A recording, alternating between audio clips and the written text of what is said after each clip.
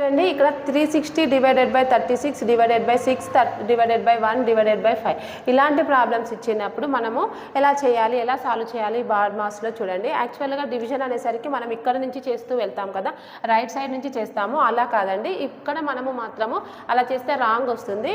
ఇటు left side నుంచి start చేయాలి. ఫస్ట్ ఇది కంప్లీట్ చేశాక నెక్స్ట్ వెళ్ళాలి. సో దీన్ని ఏం చేయొచ్చు, బై రాసుకోవచ్చు కదా, నేను బై రాస్తున్నాను. 36 1s 36 10s, the answer is 10.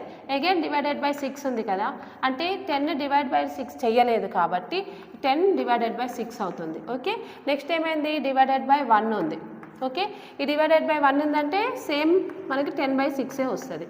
Okay, next మళ్ళీ 10 బై 6ని డివైడెడ్ బై 5, దీన్ని ఎలా రాసుకో 1 బై 5గా రాసుకోవచ్చు. ఓకే, సో ఇప్పుడు 1 by 5 రాసుకున్నాము. 5 1s 5 2s 2 1s 2 3s, so answer is 1 by